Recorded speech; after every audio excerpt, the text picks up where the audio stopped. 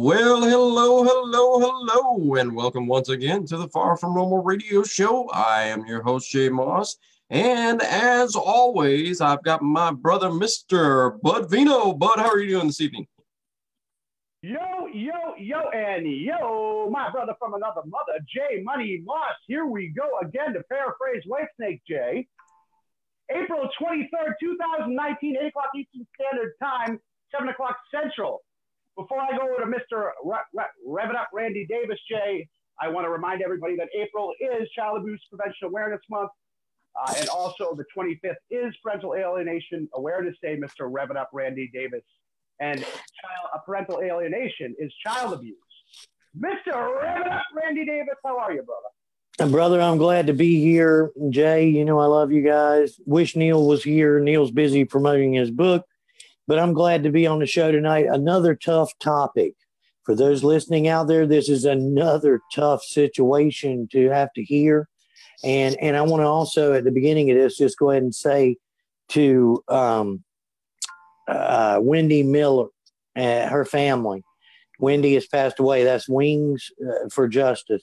Mm-hmm. That's a tough situation, and our hearts go out to the Miller family and the children as we do this.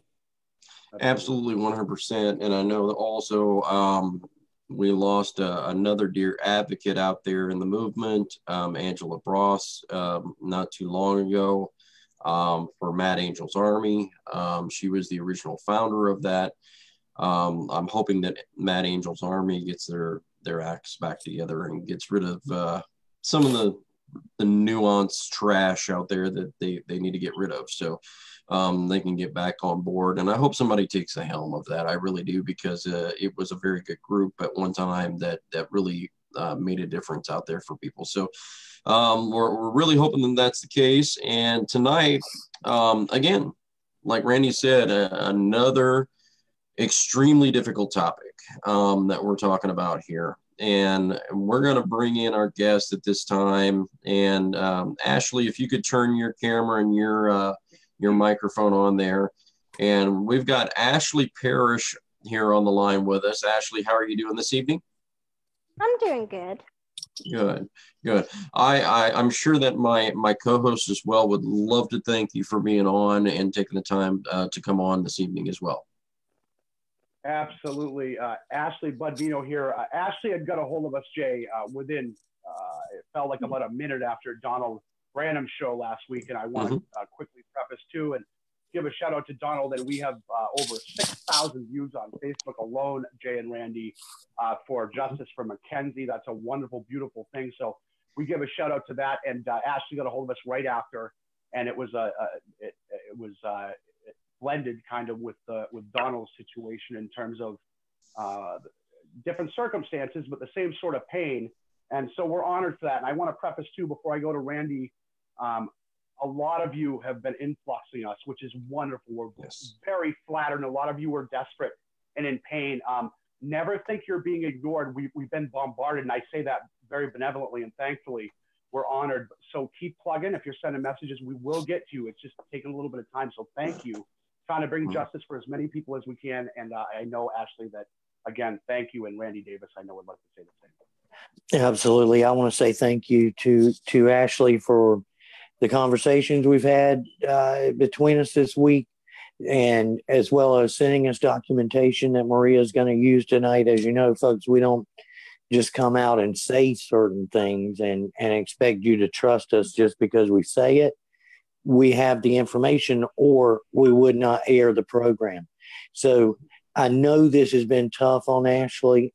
Just imagine, I cannot imagine going through what she's went through and then being on here. So I thank her very much. And for those listening, just understand this may get a little scattered. This may go sideways sometimes. There's no telling what can happen when you're talking about a parent who has lost a child and is still fighting for everything that she's fighting for. So I want to say thank you, and just my hat's off to you, Ashly. Yeah, 100%. Yeah, and we're honored, honestly. Okay, so I want to kind of touch base and hit into your story quite a bit because we talked about this right off the bat, and I wanted to make sure that we did express this. Okay, so when we're talking about how your story starts out, you're living, you have 3 kids, and you're living with one of the children's fathers by the name of David. And David's parents decide that they're going to intervene in some situations.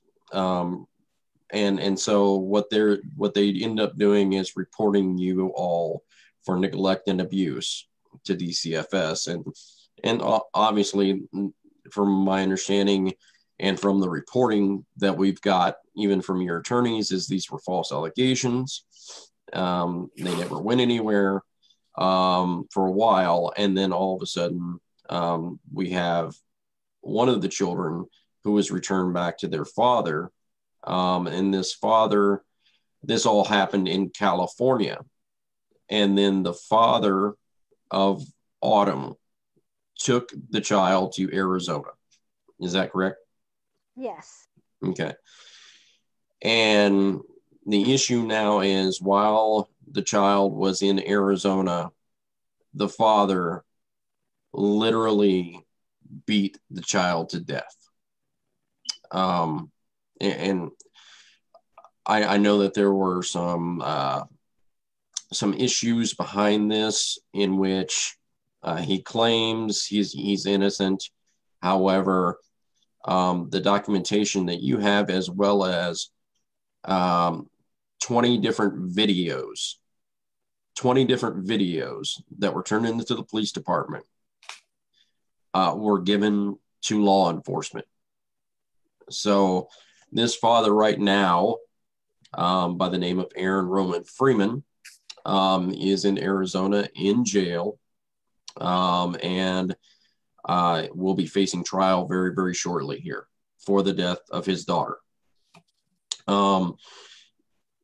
In the actual report, and I know this has got to be obviously hard on you, Ashly, but in the actual report, what did they say that Autumn died from?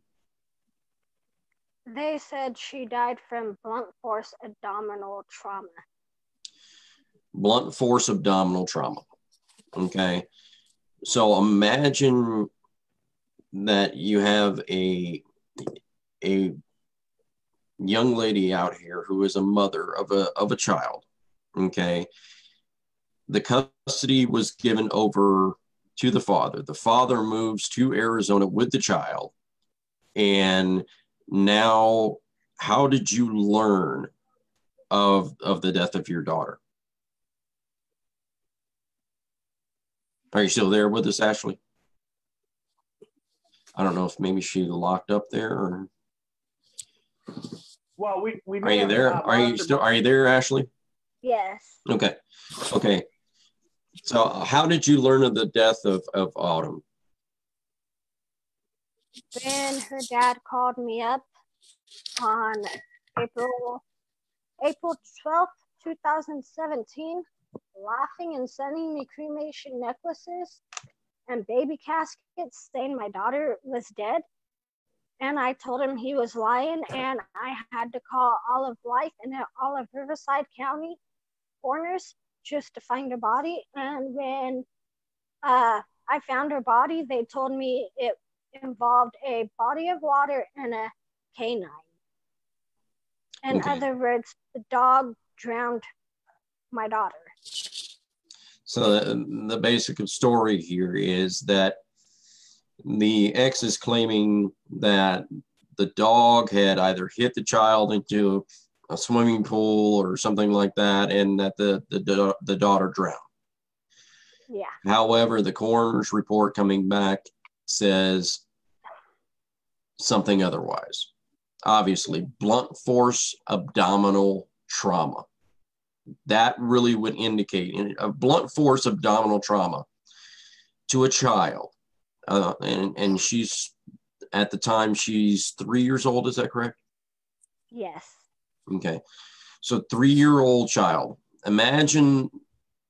an adult. And this guy's a good size guy, obviously. I'm assuming, 6 foot, 250. And this guy hauls off and hits his child over and over and over and over again, and obviously hits his child in the stomach to cause this blunt force abdominal trauma and kills his child. And I'm speechless, but we've heard things like this before, unfortunately. And at this point in time, I gotta ask Ashly, what were you thinking at the time? I mean, you're calling obviously frantically to the coroner's office to find out what's going on. What's going through your mind at that time? Well, at first I thought he was lying because he told me that Autumn had died before, and he was lying about it just so I couldn't talk to her.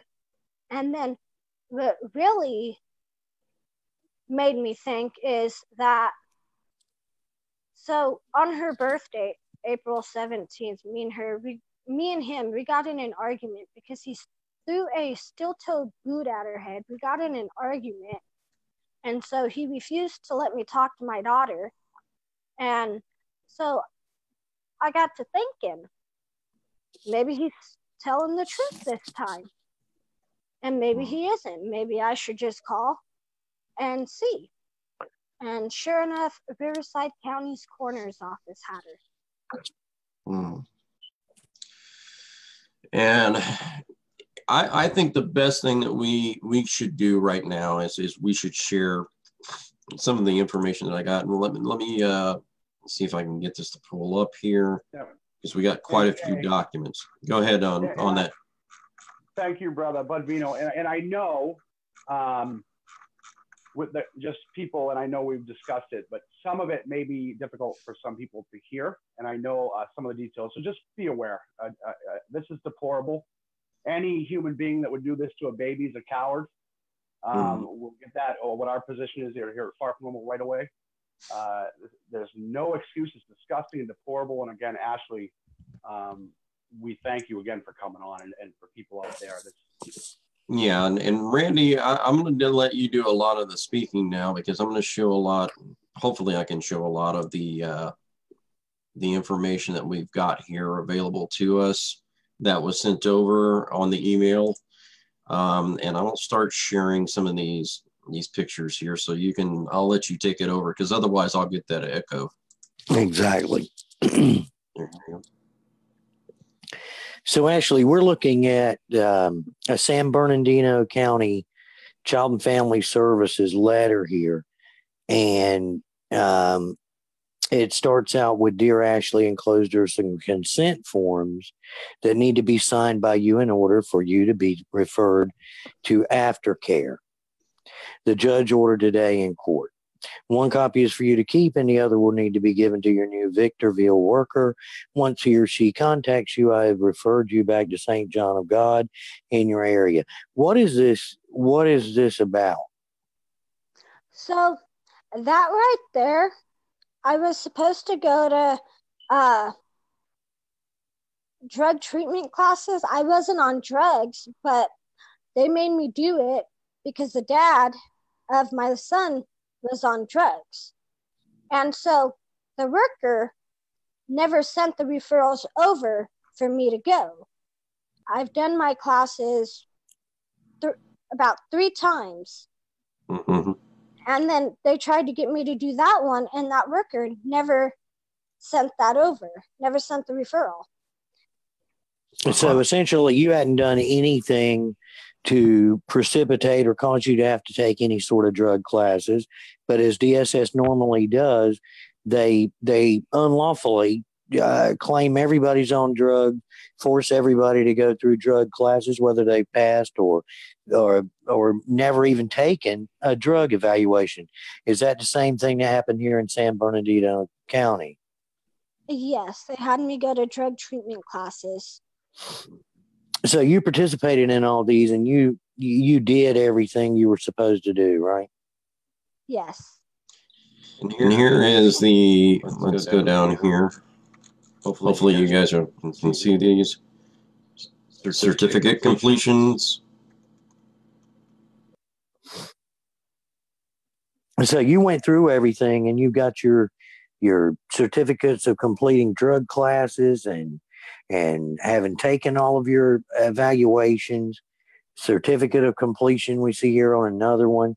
You did everything that you were supposed to do, and they still. What would you say to people out there who a lot of people will say, just do everything they ask you to do? And if you do that, you'll get your child back. What do you say to the people who feel that way, Ashly? Well, I did all my classes I was supposed to do.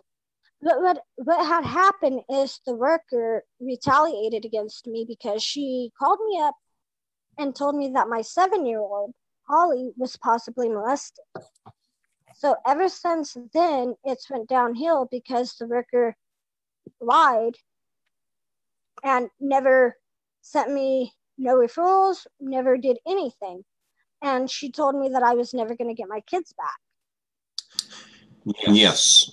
And so we don't have, we still don't have the audio recording from you, but I'm assuming that this is probably because, and it's probably a good thing that we don't, because this audio recording will be used in court. So it's best that it comes out in court, but there is an audio recording of the actual CPS worker saying and threatening Ashly and saying, "You will never get your kids back. I will make sure of it."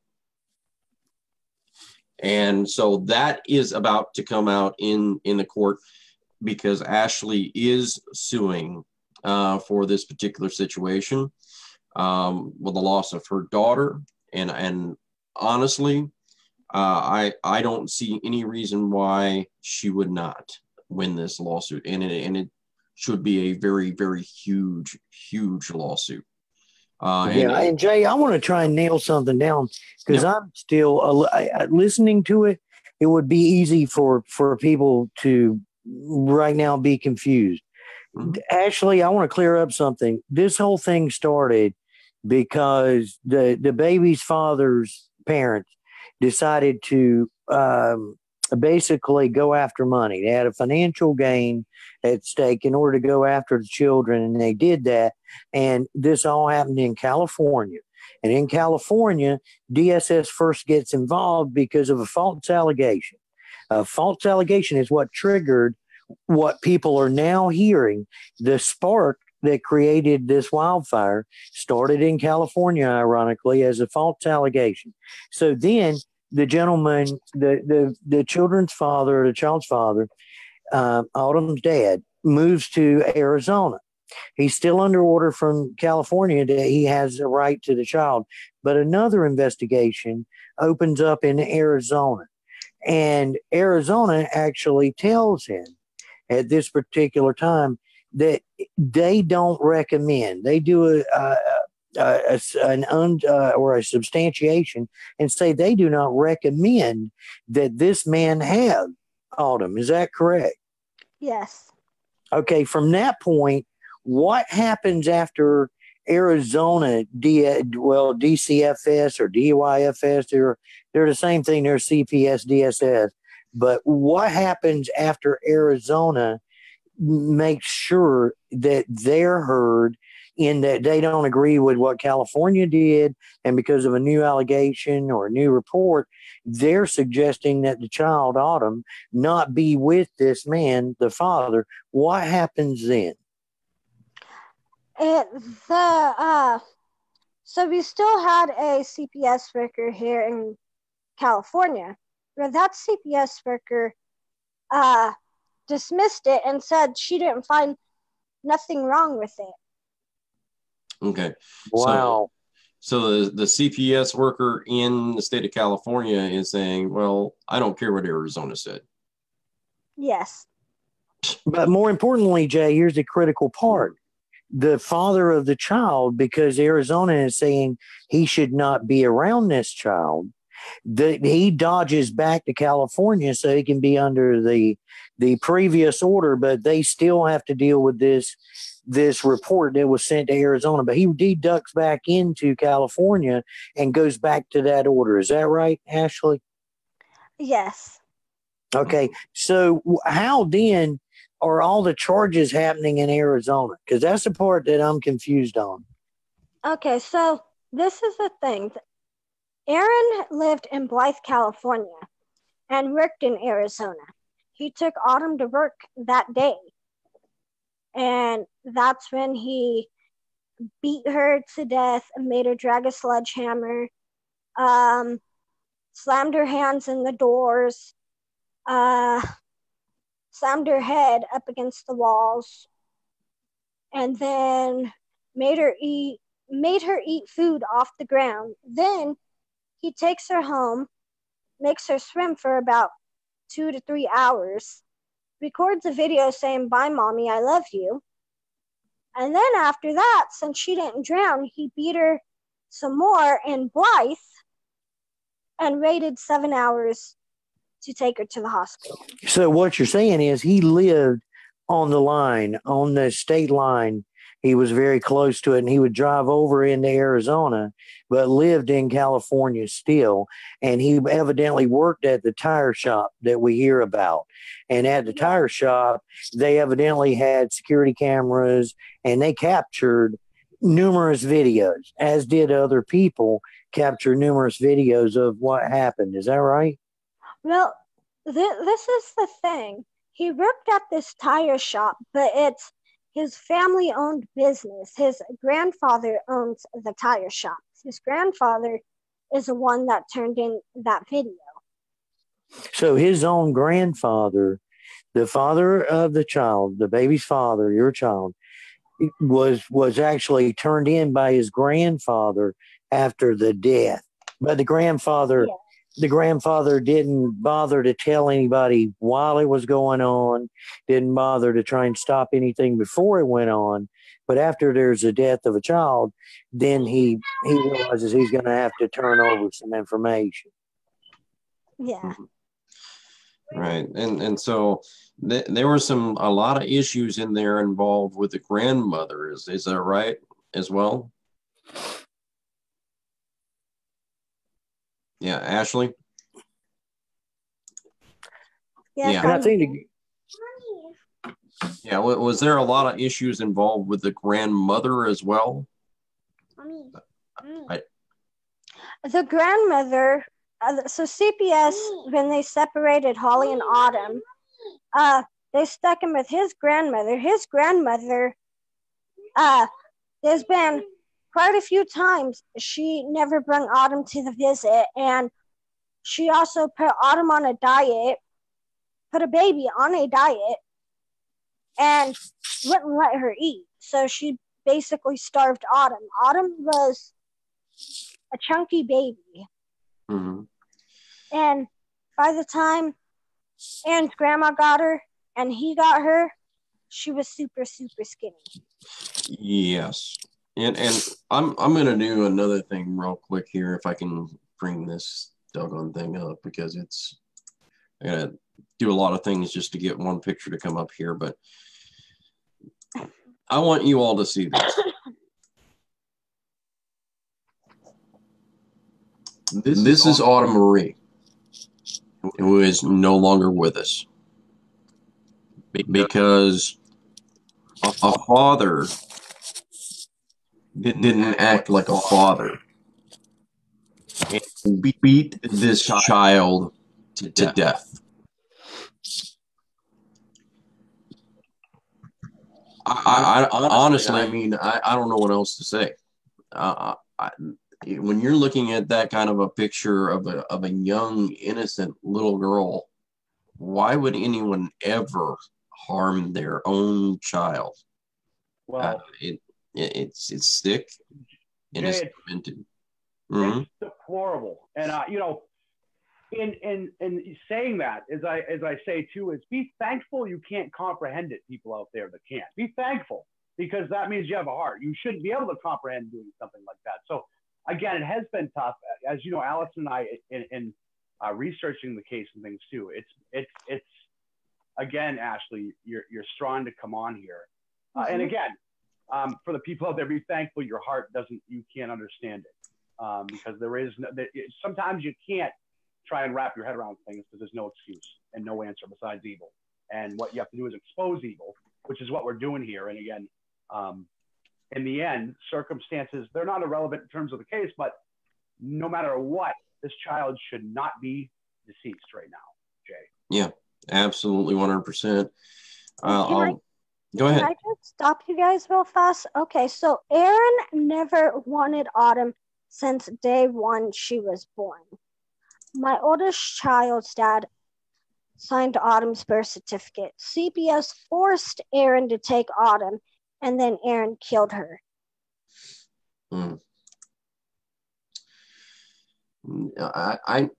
I still cannot wrap my head around the fact, though, that I cannot wrap my head around the fact, because of the fact that I have a daughter myself, and I'm looking at any of these pictures that you've sent me, and I'll see if I can bring up some of these pictures, because it's a little hard for me to do because of the way that it's outfitted here. But let me see if I can do this. And this is when you were trying to do an awareness for child abuse, obviously.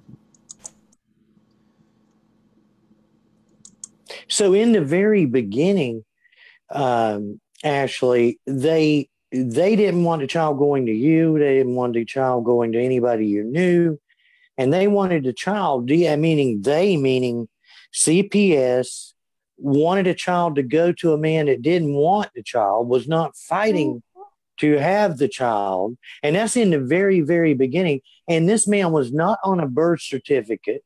There was no, here it's called an AOC 220. Okay.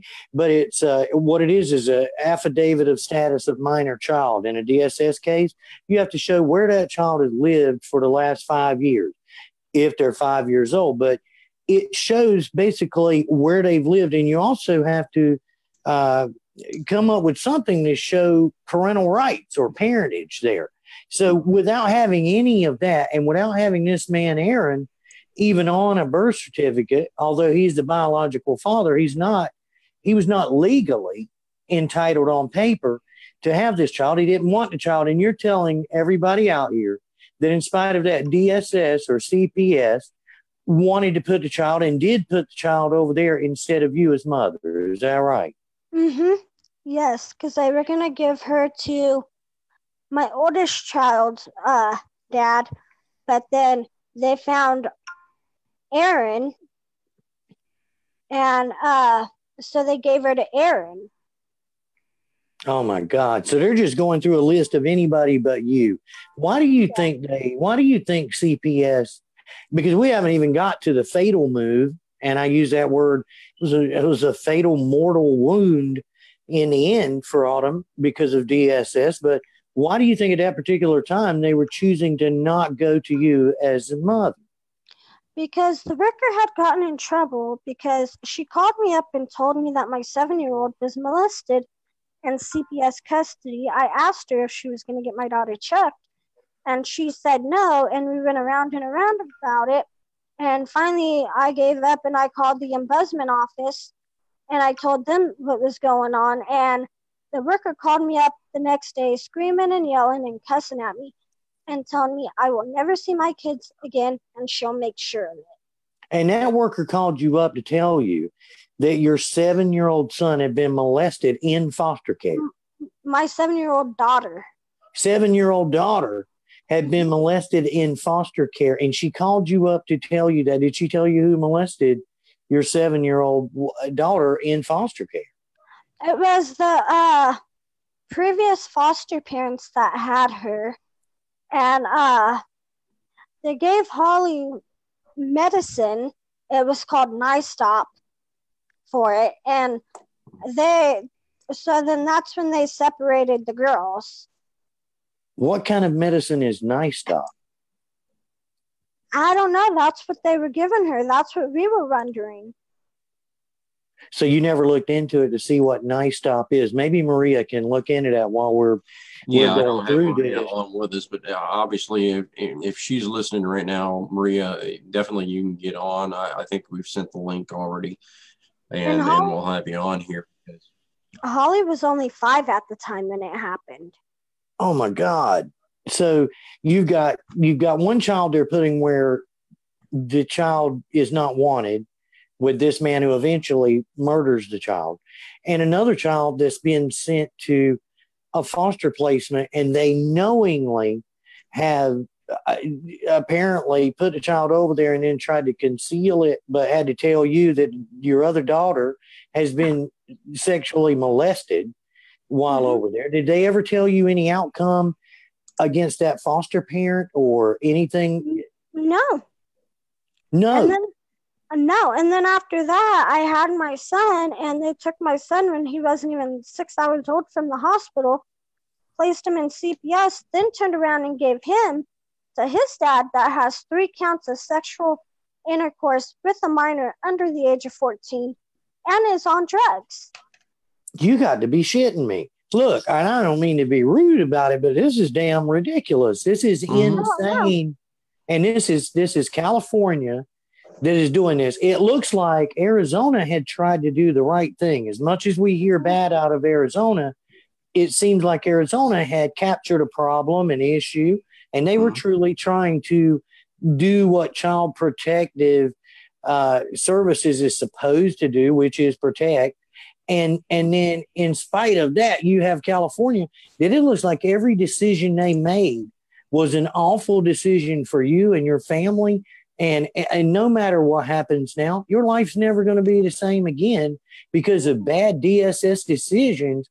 And I can tell you, if your lawyers that you have who are filing suit, if they don't behave, we need to get you in touch with Sean McMillan, because this is one he would turn flips for, and he wins. Actually, he wins. I'm not saying your attorney, they're probably great, but Sean McMillan would have a field day on this nightmare, and he's in California. So all of this is bad with Autumn. So we have 4 detectives on the case, 4, and then we have 3 law firms suing the state of California and CPS. We have Johnny Cochran Law Firm, the William Harris Law Firm, and we have SoCal Justice. Wow. So you're well represented right now, and you're just such a beautiful soul. You have a great spirit, and I know the people out there are looking at what you're going through and thinking, my God, how in the world does she even compose herself and be able to go through this? Because this is, most people just want to hug you. I mean, I do. I just want to give you a hug, because this is getting worse the more we learn. But they do this with the child, send the child, he goes with his dad over there. The reports are made over there, but then California refuses to listen to it, and again leaves him there. Then he goes back over there to work, and he basically murders your daughter that he didn't want. And that brings us to where we are now. This is amazing. Yeah. And Maria jumped in and let us know that Nice Stop is used for yeast infection and antifungal cream. So they're treating this as a yeast infection.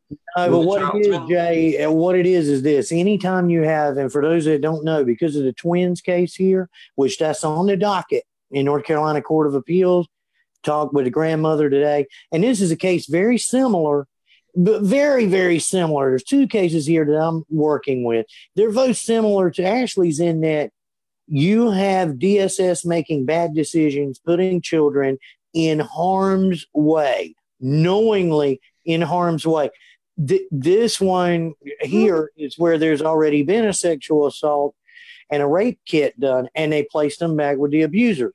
And it's the same thing with over here with Ashly's. But the reason I say that is in in the reports and in the medical evaluations and everything that I read, what happens is it's very typical for a child that's been molested. They're going to have yeast infections. They're going to have urinary tract infections. They're going to have urethra to the labial areas, hymen in 6 o'clock position. There's a lot of different things that happen, but it's not uncommon that you have the yeast infections or any kind of, I guess, vaginitis, situations going on where you'd have to do that. So that's indicative of by the knife stop being used. That's just awful. And I just think that, Ashly, I really believe that they thought they would get away with this with you. And I believe they saw you as a soft target that they could roll over, bless your heart. And they swept it under the rug. And I don't just hope they lose the civil lawsuit. I hope there's criminal charges and people go to prison over it. Mm-hmm. Not just the murderer himself did it, but without them giving the opportunity, this couldn't have happened. They're just as guilty. Yeah. Yeah, I mean, I agree. But go ahead. The detectives get on the witness stand and say, this child should have never been taken away from her mother. She still would have been alive. Oh, my God. Mm. And you've heard the detectives make those comments? Yep. When they did her autopsy, it was so bad. One of the detectives walked out crying and has to go home and stare at his daughter or his son, the same age Autumn is. They're like 2 days apart. Oh my God. Yeah, it's horrible. And I know, Jay, I quickly looked at the comments too. There was a commenter, Lillian, I believe, who said she was in tears. Bless you out there. A lot of us are. My wife came in crying. So you are a warrior. And I can tell you, one of the first things I look at, guys, I know we do when we receive documentation, I look to see who's representing the individual and to see how valid things might be right off the bat without even knowing. And Ashly is well represented. I can tell you that these firms do not just haphazardly take this case. They have a level of confidence that they can win in civil court. So again, they don't take this to waste money. They get a lot of the facts, most that they possibly can up front, anything that can possibly be looked at and evidence be looked at, and they don't just do it. And there's a reason. There are a few different firms and people involved in this. And of course, there's going to be some details, guys, that can't be let out. So some things might seem that they don't make total sense, but some of those bridges can't bridge that, until, as again, what Jay said, until it goes to court for fear of risking anything in terms of the case. So, but again, that being said, lawyers don't just take these cases to take them. They have a level of confidence after seeing what's presented that they can win in civil court, and there's a reason for that. So again, and as you said, Randy, again, when I say it doesn't matter what happened in the beginning or whatever, I don't mean it as in it doesn't matter what happens to poor. But what I mean is, as you said, Randy, these folks at CPS, whatever you want to call them, have an obligation. If you're going to take the child, okay, and you have an obligation to protect that child. You don't just take the child and then just hope. You have an obligation. And if that child ends up murdered, as in this baby, you have to be held responsible because that is neglectful, and things, everything else stems from that. So again, I again applaud you, Ashly, and it's going to be very interesting to see how it all turns out for you. I concur with Jay after looking at a lot of documentation last night, and with Randy, you've got an extremely strong case, and I hope you do take them all to the cleaners. Exactly. My question on this is, okay, if we had a situation, now obviously you had some domestic violence in your background and committed against you, obviously, and with Aaron in the past. And my question is, for the safety of these these children, why is it that possibly giving the children to a family member wasn't a better option than giving the children to someone who's committed domestic violence or who has had a real history with drugs and abuse and those kind of situations? Why wasn't that an option to give maybe the kids to your mother? They just kept going around saying my mom's crazy, and there's nothing wrong with my mom. They said my mom's crazy. It's like they want to pick and choose, and it was more like them favoring the dads. Yeah. Or instead, they stuck them with my grandparents, and something happened there when I was about 6 years old, and I had my kids removed. Right. And I don't want to jump too much, but I do want to say the biggest issue here that I have is how in the world does DCF justify giving custody to a father who had already told you in the past that he would harm this child? And then they give the custody to this man, and he murders this child. Well, here's the thing that I thought was weird, because there was one day, it was when Aaron had to give Autumn, it was either he moved back to California or he gives Autumn back, and that's like, I think a week or two later we had court. And what's weird about it is the judge didn't do anything, and the CPS workers sat there and watched, but he abused Autumn right outside the courtroom. The bailiff's seen it, everybody's seen it, and then he threw my daughter in the car, and nobody did nothing. Nothing at all. And then I told the judge. So they're witnessing this take place and the abuse take place, and they're doing nothing about it. Yeah, and I told them he's gonna kill her, and they basically said I was blowing it out of my butt and that I was making it up. Well, 3 to 6 months later, she's dead. Now, who was right? Yeah, and not only does this guy commit the act that he's committed, okay, and he has murdered his own daughter, and frankly doesn't give a damn. But from my understanding, he had an open casket for the funeral, and not only had an open casket for the funeral, but then afterwards he cremates the daughter. Well, why would you have an open casket and then cremate the daughter? I guess he was in a hurry to get everything done so he could hide the evidence, but the detectives, I think it was 3 to 5 days after she was at the coroner's office, they had to do an emergency autopsy on her. Okay. So they did an emergency autopsy on her. Well, Jay, why did they have to do that? Why did they have to do an emergency autopsy, Ashly? well, I'm not sure. I know in the autopsy they could see all the abuse and everything. And I had called them and told them, because there was one time I was on the phone with Aaron, and I was talking to my daughter at the time, and he said, "Come on, Autumn, are you ready for your shot and your vitamins?" And I asked him, "What shot is she on? What are you giving her?" And he told me it was none of my business.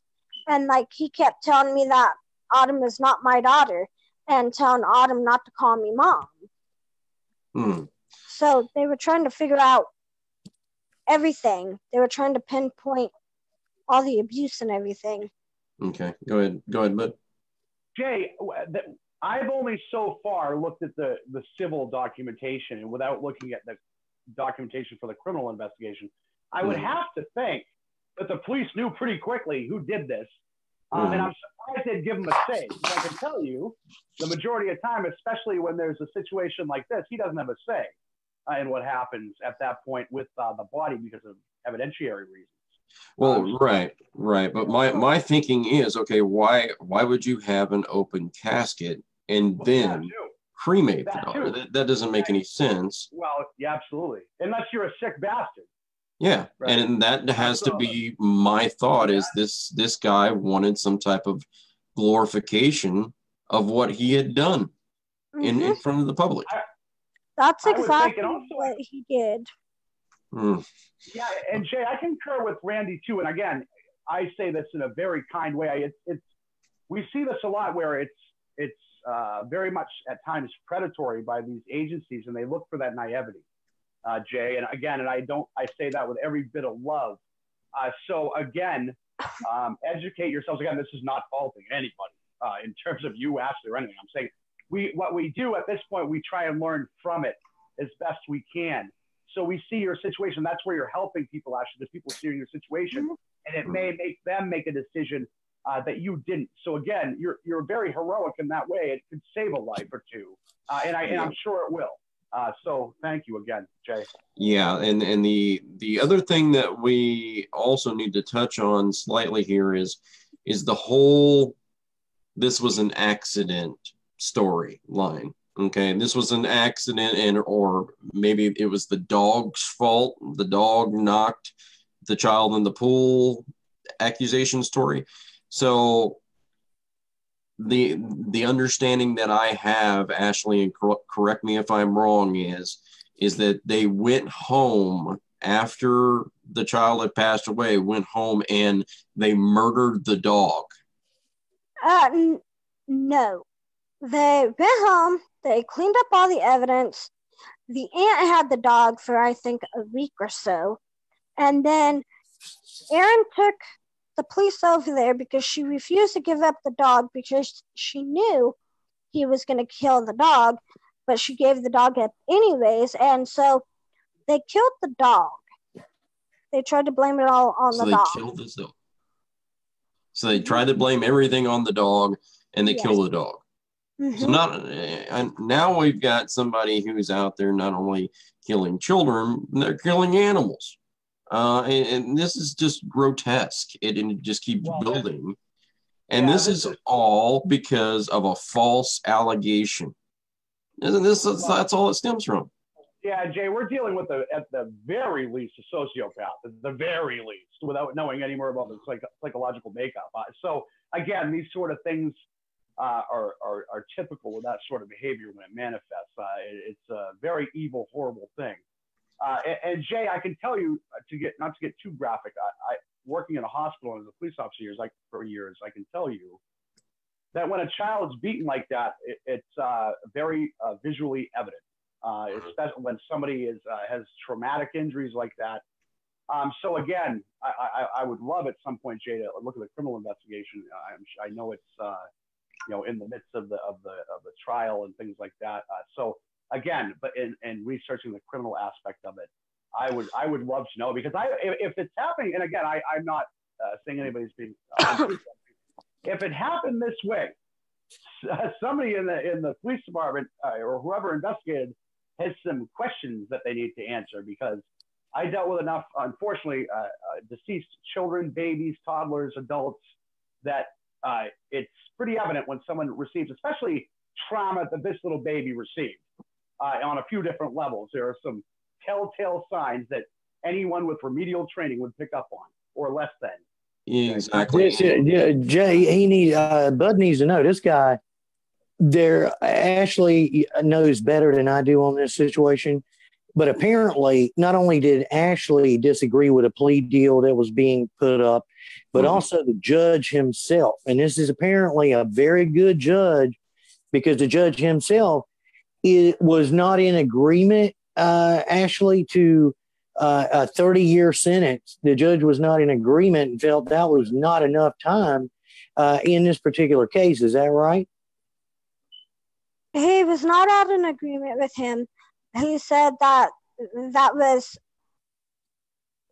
basically too good of a deal for him, because he'd be able to walk within 10 to 15 years. Mm-hmm.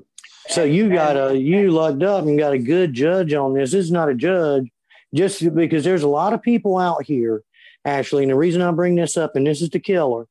This is the man who killed, his own child, killed Ashley's daughter and took her away, and then tried to hide it with a dog. This whole crazy thing, though, the judge in this particular case is a good judge, apparently, who said that's just not enough time for this type of a crime, because this is a guy, he had to have been doing these things before. I think the judge realizes that and much more. But this judge was a good judge. In my view, Ashley, what is your opinion of this judge? We have a really good judge. This one right here, I think it's a Judge Newman.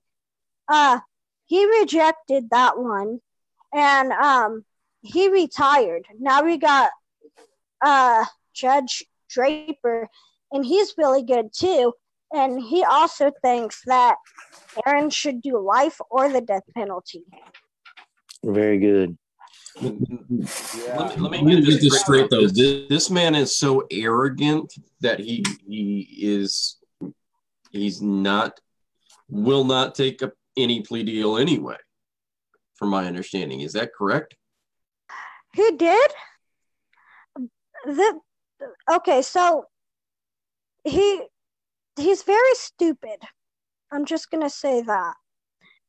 He didn't take a couple of them. He got offered so many plea bargains, it's not even funny. He didn't take any of them, and then one of them, he actually fired his attorney and then rehired him and said he wasn't taking no plea deals. And then they bring in a Mojave County judge to do the Donald hearing, and Aaron said he didn't want to take the plea deal. And then this last court date, Aaron tried to change it where he could take the plea deal, and the judge said nope. Mm-hmm. And Off the table. He was being sarcastic to Aaron, and he goes, well, why don't we just do it on the first day of autumn? But these judges ain't putting up with them. Oh, Jay. Oh, Olivia. Mother. Oh, God. I'm sorry. Hey, let me tell you something. First of all, the mentality is, first of all, I have a field day with him as an attorney because, number one, I discussed at the very least a sociopathic personality. They think they're smarter than everybody else. Thus, they're very self-destructive, i.e. Ted Bundy, who believes they're smarter than the system and they can have a smart ego. But this is very typical behavior. He's buried himself, every pun intended, because along with what he did. And also, again, I applaud these judges.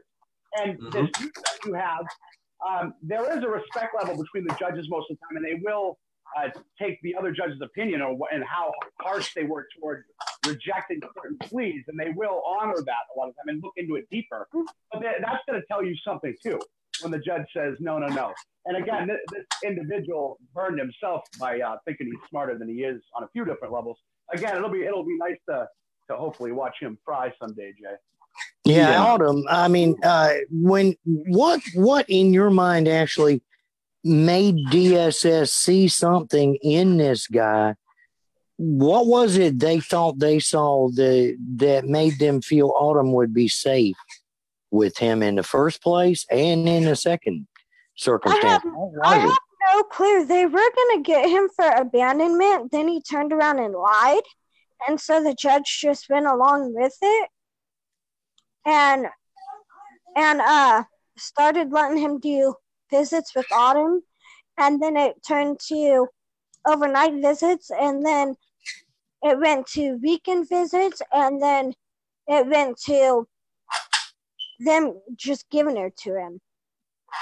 So they went through the whole gambit of visitation and worked their way up, and apparently a very quick time, and just placed him over there, and then ignored Arizona.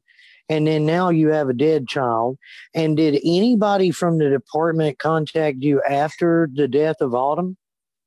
No, I actually went up there and I ran off on him, and I told him, this is your fault. My daughter is dead because of you. And they tried to say, oh, no, it's not our fault. Okay. That's like passing the blame off for something that you are a part of. I mean, honestly, here's the thing. Okay, if if I had a job, okay, and my job was to, let's just give it a McDonald's thing, okay? If my job was to take your order and I didn't take your order and the order never got placed, then it's still my fault for not taking your order. That doesn't make any sense. I mean, honestly, there's no real rhyme nor reason that these children were placed with an abusive parent rather than the non-abusive parent. That made no sense in the first place. So now you knew that there was a history of violence. So now you're going to place children with a parent that has a history of violence over a parent who is the abuser. Oh no, look at this. None of the dads did their classes. None of them did drug testing. And you've done the parenting classes. I've done everything. You've done the drug testing. I've done counseling. I've done parenting. I've been doing. I don't know if she's breaking up there. I don't know, but well, go ahead, Randy. Well, here's why this one matters. Okay. And as y'all know, there's a case that I follow very closely, testified in, got my salad tossed in the courtroom, all kinds of stuff. And it's the same situation where the dad never did any parenting classes, failed his drug test, had drug charges at the time that they do a placement back to him, never did any psychological evaluations, never did any visitation in supervised environments, never did anything that he was told, in contempt, 30 grand in child support. And Judge Davidian placed a boy back, Judge Gregory of Wake County, North Carolina, and Judge Davidian placed the child back with that dad. And within 2 weeks' time, the dad had beat the boy, and they still didn't place the boy back with the mother. Still, and this is a man who had his rights terminated to another child years ago and had voluntarily surrendered his rights to this child. So when she says this, and there's folks out there listening, listen to me. When you think, oh, this can't happen, it happened.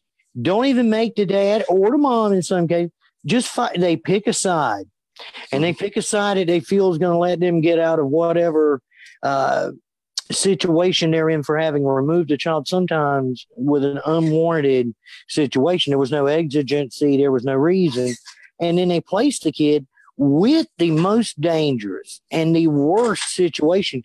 And in this particular case, I wanted, one would want to think to say, maybe this kid would have been better off in foster care. But look, this DSS department placed a kid the first time, then turned around and did it again, but placed another child with a foster parent that sexually molested her.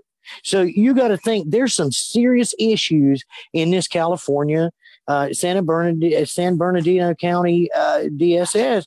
And as far as them saying, no, we did nothing wrong, here's the whole deal. If they did nothing wrong, that'll come out before a jury in her civil case. And I will assure you, it's going to be very hard for them to overcome this mountain of nightmares that they've created for themselves. Yeah, and I want you guys to see, I'm sure I'm probably echoing here a little bit, but I want you guys to see that this went even to the top level here in California. Camilla D. Harris was involved in this case. Was involved in this. It did nothing to stop it. Camilla Harris. Yeah, running for president. She's now running for president. And here she was involved as the attorney general, because she was attorney general, which she spent a lot of that. She made her way there on her knees, is what we understand. But this is a woman who's now running for president. And that's the problem, folks, with DSS, because this is a tragedy that we're going over tonight, because it's the death of a child. And you have a mother that's lost a child that it should never, ever have happened. Now, the other side of the coin here is you have people out there that are like, no, my kids, I don't want them in foster care. Foster care is bad. But this child would have likely been better off in foster care than with the placement to the father, who eventually kills the child within a matter of months. I mean, and then you have other judges who are doing the right thing in punishing this guy. But it's time that somebody take a hold.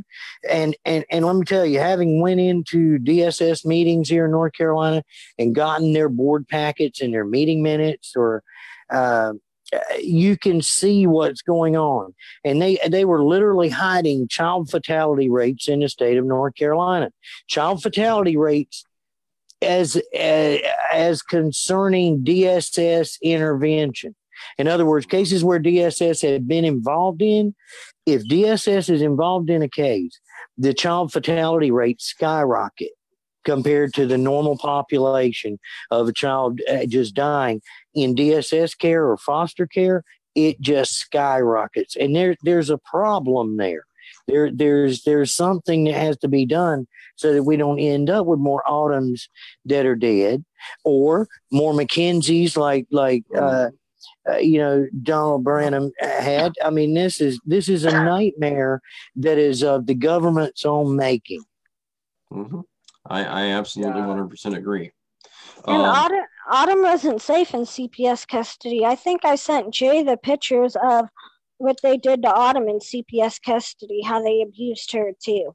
Yeah, and I did have quite a few of those, and they're not great pictures, but unless I would go out there and actually do the adjustments on the shading, the lighting on those pictures, but it was very apparent that there was bruising, that there was marks left on these children when they were in a foster care environment as well. So it's like the problem that we are generally running into is the good parent is not getting custody. They're either placing them into a foster care system that is abusing them, or they're giving them to the parent who should never have had that child in the first place. And that's what we're running into. We're giving children to the abuser rather than protecting the abused. That makes no sense whatsoever. And in this case, it's even more heinous than this. Even after Autumn's death, we have a situation in which you have to pay legal fees, or may have to pay legal fees, in order to retain a different attorney in order to get the ashes of your daughter. Yep. How much are we looking at here? $3,000 to retain an attorney in order to get the ashes for your daughter? And it's $3,000. Well, Jay, we'll try and too, and there's no guarantees here, but we'll make some calls too and see what we can't do with some people we know to maybe help out with that aspect of it, in terms of some connections, attorneys, somebody that might be able to. Exactly, and those people that know Sean McMillan, let's get Sean McMillan involved in this case. Damn it, I don't even care at this point, because honestly, you should have the ashes of your daughter, and you should not have to pay a damn dime. Right. And that would be a big help. I've had to put my oldest child in counseling. It's to the point she goes to school and says my sister is dead. She's constantly crying over her little sister. She was really close to Autumn. And Jay, it's to the point she's a totally different child than she was before. Yeah. Go ahead, bud. Yeah, I say we put a little pressure on the attorneys that are representing her in a civil suit. We know the percentage you're going to get on the back end. So how about you have a heart and put that $3,000 up that you're going to get back a lot, many times over on the back end. Yeah. I mean, you are because you're going to make it. You're a million times over. Put it up again. And it's not about the money at this point, even on that. It's about on principle that this mother should have the ashes of her daughter. I mean, Jay, I'm sorry, I can't get it out of my head, this individual saying, let's do it on the 1st of Autumn, I honestly, as a judge, that's why I couldn't do it. I'd look at him and say, bring him in the back and bring me some rubbing alcohol, a blowtorch, a box cutter, and a phone book. Shut the door and come out when I'm done. I couldn't do it. Right when he said that, I would have said, oh, okay, bring him in the back. We're going to have a little fun with you. Yeah.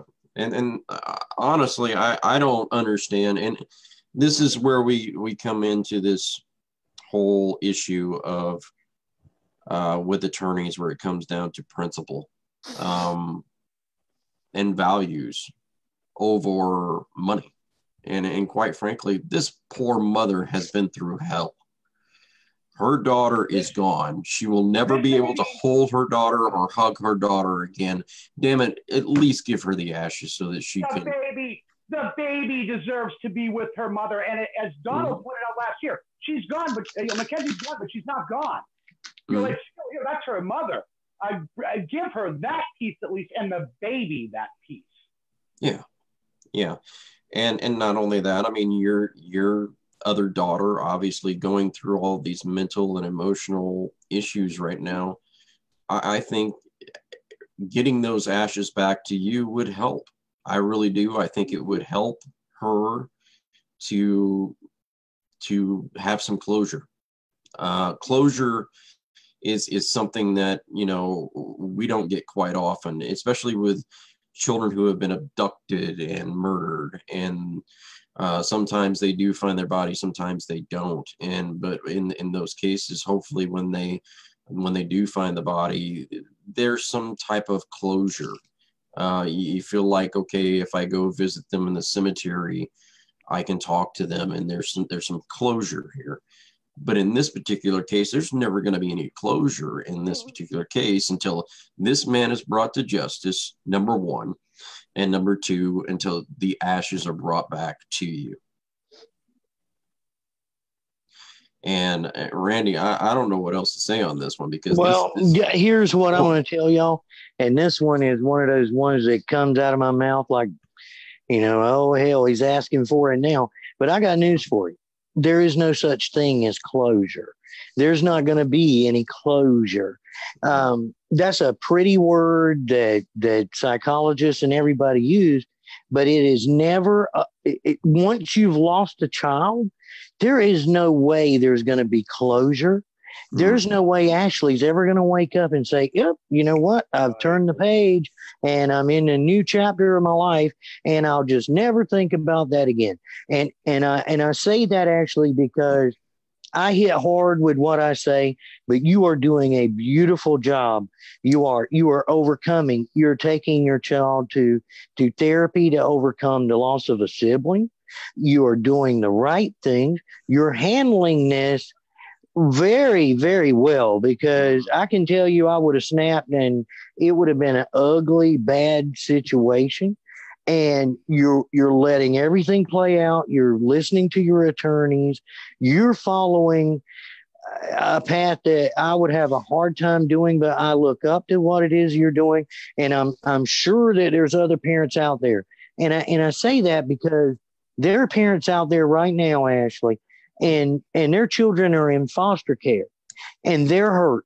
They're all to pieces about it. They're upset about it, or they're with their other spouse.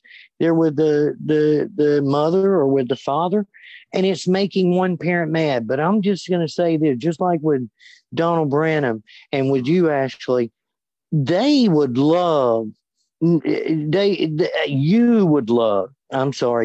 love to trade places with them, because they still have a chance of reunification with their children, whether it's at 18 years old or if it's a surprise court order or hearing that goes their way. But you have no way to get there. That's one thing that I'm saying. The second one is, and I don't know how you're doing everything that you're doing to cope with this and what your coping skills are. But even though this will soon, you're going to hopefully have a successful lawsuit You're going to have funds to do things for the other children. You're going to have a case that does close and end with imprisonment for life or death sentence for the man who murdered the child. But I'm just saying to everybody out there that if you're in a case, because they'll look to me or they'll look to Jay or they'll look to Bud, oh, well, you won. You won your case. You got your child home. It's over. I'm telling you right now that all of you that are out there that know that's a lie, I salute you, because that's a lie. It's never over. Once you went through this, you're never going to be the same again. I'm not the same as I was before they intervened into my life. My daughter's not the same as she was before they entered in. My family's not the same since they intervened in. And we're trying to make a positive out of it. And I went through all of that nightmare that you had to hear there, Ashly, to ask you, what is it you do on a daily basis in order to be as calm as you are and to feel upbeat and to do as great as you're doing right here tonight? Well, I still celebrate the holidays as if Autumn is still alive. April 17th is her birthday. We had a balloon release. We still do things as if she is still alive. Mm-hmm. You know, I had people ask me, how are you doing this? How come you're not dead? Most people commit suicide after losing a kid. And my answer is I have 2 other kids to live for and 2 other kids to fight for. And it's like I tell them, it's like I tell people when I see them abuse their kids, you don't know what you got until it's gone. So you might absolutely as well you have instead of abuse them. Mm-hmm. Go ahead, bud. Because there's times I lose it. I completely lose it. I'll be the first one to say it. I'll break down in tears and everything else. And recently, I have a counselor. He's really good. Recently, I was diagnosed with bipolar depression. And so I'm dealing with it, but I'm not dealing with it. It looks like I'm dealing with it, but I'm not. I mean, I've lost it quite a few times. And it's like right after Autumn died, I had 3 detectives sitting in my house, and 2 were actually captains. It's pretty sad when they have you on video camera saying you're going to hang something from a tree and cut off his head.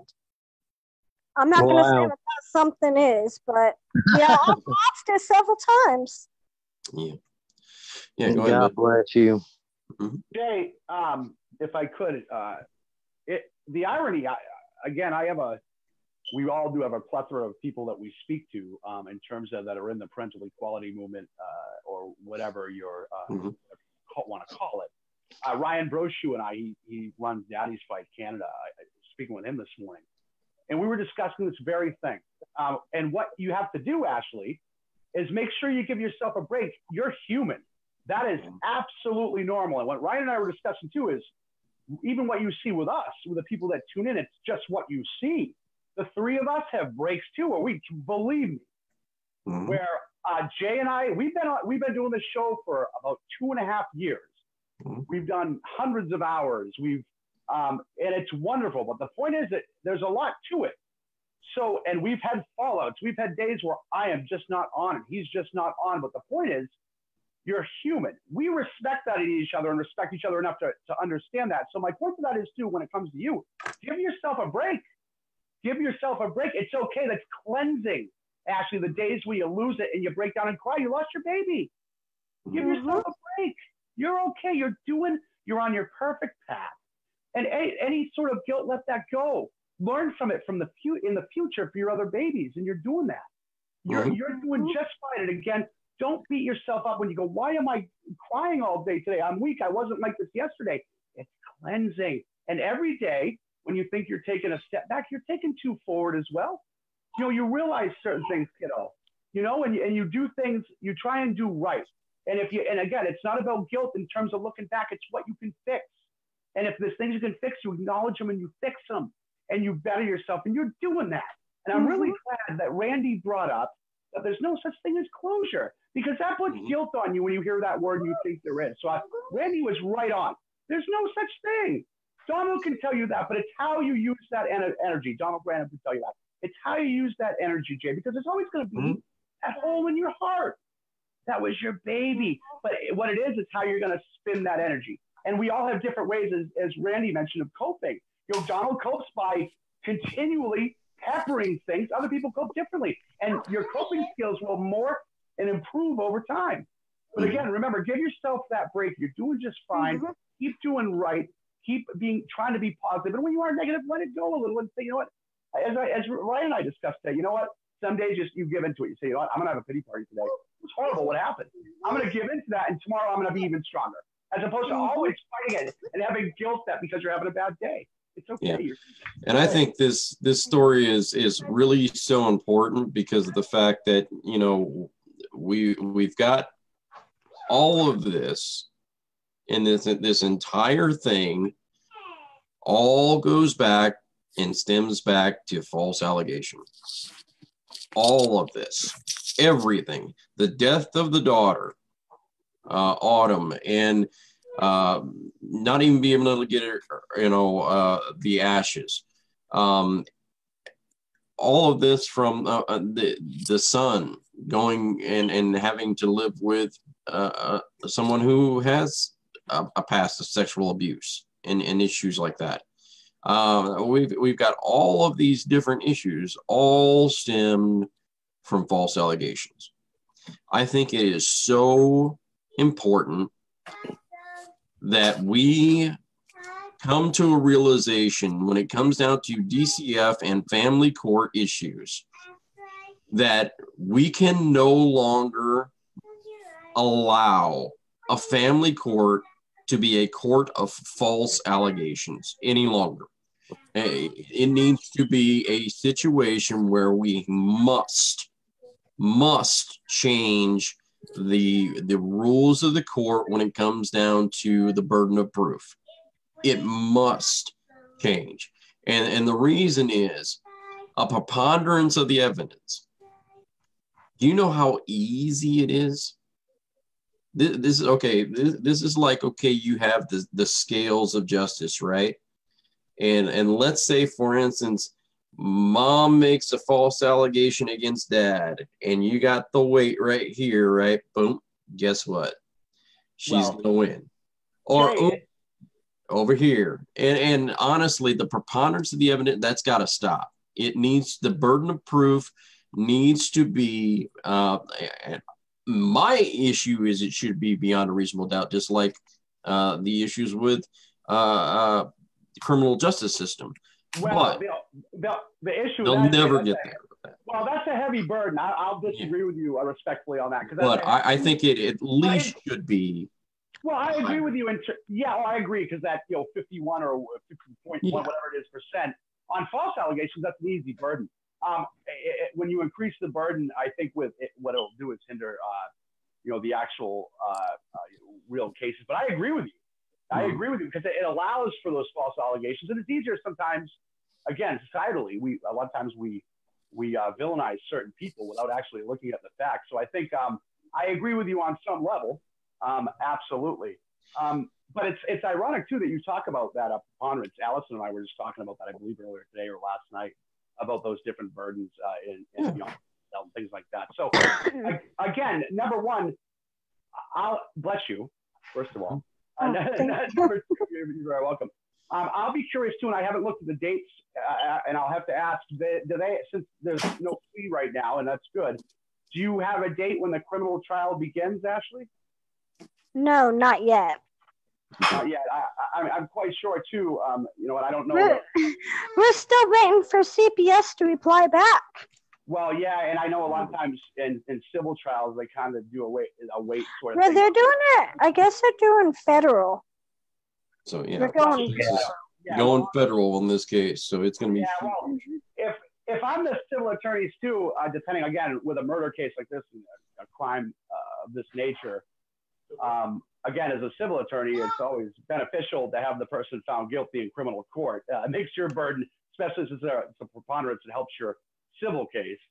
But again, this criminal trial is going to go on for a long time if there's no plea. I'm sure it may not go on too long, depending. It looks like they've got some solid facts on this guy. So again, yeah, it's going to be interesting to see how it all plays out. And I hope it plays out well for you, Ashly. I think it will. Yeah. I have some rules that I'm going to follow after all this is over. I want to become a homicide detective.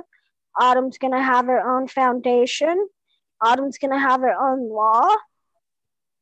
And I want to adopt, because I notice there's kids 9 all the way up to 15 that don't get adopted out. So I want to adopt maybe 2 more kids. Good for you with the goals. And Ashly, there was a young lady.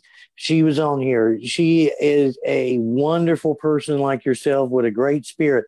Her name is Karen Wittes. And Karen Wittes was a domestic violence victim, and he left her for dead. And he's still sitting in prison. But the reason I bring her up, as well as Don Estes, because he also did the same thing as Karen. These are 2 people who have bills before the House, the General Assembly in their states, and the Senate in their state, in order to create new laws.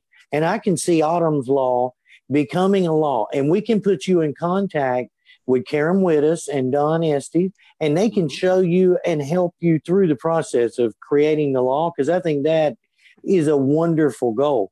Now, what Jay was talking about when he says, this began with a false allegation. I'm just going to tell you, false allegations are always going to happen. The problem is not the false allegation.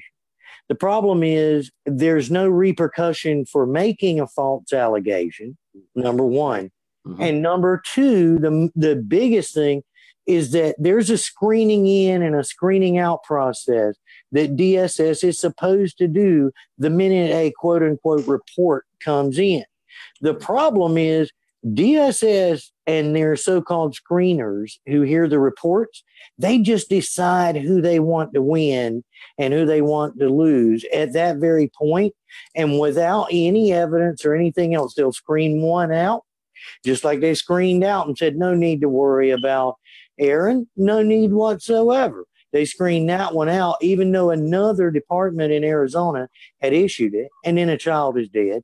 And they screened the other one in against you with a false allegation against you simply because they were against you from the beginning. So it's not that you're not going to get the false allegations, but it's that DSS has to be held to a higher standard when that allegation comes in, because without that allegation being accepted and that report being accepted, you can't end up in the situation that you're in now, and a judge will never hear the case.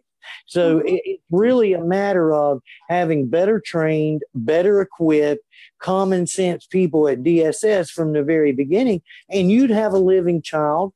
Donald Brannon would have a living child. And in North Carolina, these twins wouldn't be still being sexually abused by a guy that's had a rape kit done on them and they can't find it. Same thing.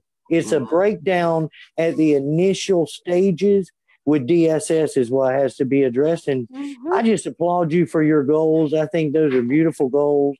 And you are just a strong, strong mother and a good person. And I also think CPS goes after the kids that are really pretty, because the whole time my kids were in CPS custody, they kept telling me how my 2 girls were beautiful and how they were the perfect age to be adopted out. And then when I got pregnant with my son, they said, we get more money for newborns. Wow. I straight told the workers, my kids ain't adoptable. Oh, my God. Jay and Randy, I just want to say, first of all, to Randy's point, I couldn't agree with Randy more. He hit every component of what needs to happen for it to change. Absolutely, perfectly rev it up, because he's 1 billion% right. Number one, accountability. That's huge. You've got to hold people accountable who make these false allegations. And once that starts to happen, people will be dissuaded from making these sort of false allegations. And also, Randy brought up the other point of better trained CPS workers. Again, we discuss a lot, guys, when people have these these CPS workers come to their door, they assume these CPS workers are all knowing.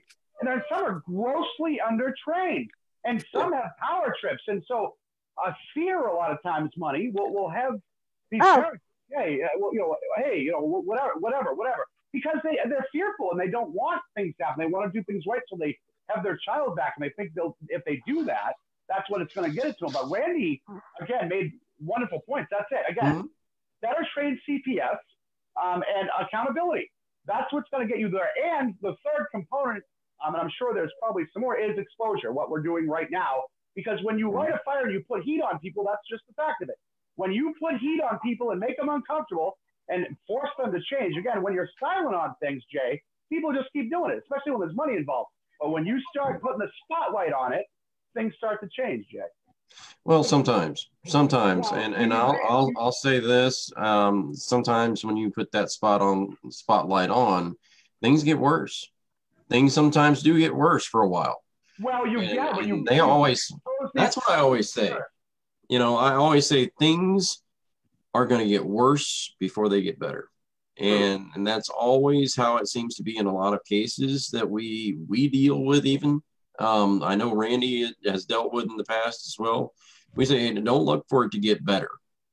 It's going to get way worse before it gets better. Point. That's another really great point. Because once you stand up, then they're like, oh, we got to stick it to this guy. Well, that's a wonderful point to make, and that's a brilliant point and a necessary point, because Jay's absolutely right. Because the first thing they'll do is try to back you off.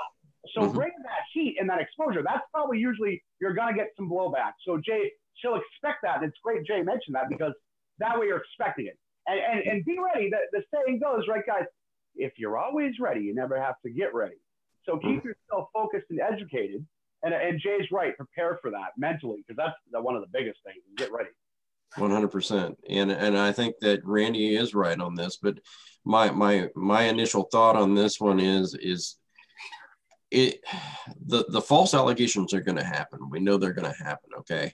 But the issue is when you bring an allegation, the court really should find out is there factual evidence behind that allegation. And if there's no factual evidence behind that allegation, it's a false allegation. I mean, you can't claim it as anything else. It's hearsay. It would be like if somebody said, hey, Ashly, I think that you're mentally retarded in courtroom. Okay. Where's your burden of evidence and proof to say that you're mentally retarded? There's no testing that took place. There's none of that, and I know that they had even, made some accusations, and I think that that's wrong. I think it's absolutely asinine to make some of the ass hat allegations that some of these people make in a courtroom. Because honestly, opinions are like assholes. Everyone has one. And I see this as lawyers in a courtroom who make allegations in order to sway a judge's opinion. And those allegations could be true or they could be false. But is there evidence? Is there proof behind what the allegation is? And in your case, we're seeing none of that. I'm seeing no neglect. I'm seeing no abuse from you and on your side. And I'm seeing it on the other side, obviously, because this child is dead, is no longer with us. And it's awful. And it's atrocious. And honestly, DCF, you are responsible for this child's death. Look, here's the deal. Whether you were there, whether you made it happen or not, this child would not be in the custody of that father if it wasn't for your decision and what you did. And exactly. Camilla Harris, you were involved in this case. Camilla Harris, you are just as responsible for not getting the thing done and making sure that this didn't happen. And I think, my opinion, I think that the Rickers should be charged with the same thing that Autumn's dad is getting. Yeah. If it's life, death, I don't know if it would be a life or death, but I would hold them responsible to the case of saying that you should never ever be a DCF worker again. Period. Yep. Yeah. You should never be around children. Yeah, and I agree with what you're saying, Ashley. Mm-hmm. Like in a perfect world, and I agree, and totally, Jay's totally right. That's why, thus, and again, it doesn't make up for it. That's why we have civil court and people can receive damages in that way. Again, money does not take away the pain or make things better, but you can hammer certain people with what matters to them. A lot of these people, money is what matters, so you hammer more accounts and you make a statement. So these people think twice. Again, as Jay said too, the front end doesn't matter in the sense of what happened to the child. They have a responsibility, no matter what the beginning issues are. You took the child, so from there, you have an absolute duty that keep that child safe.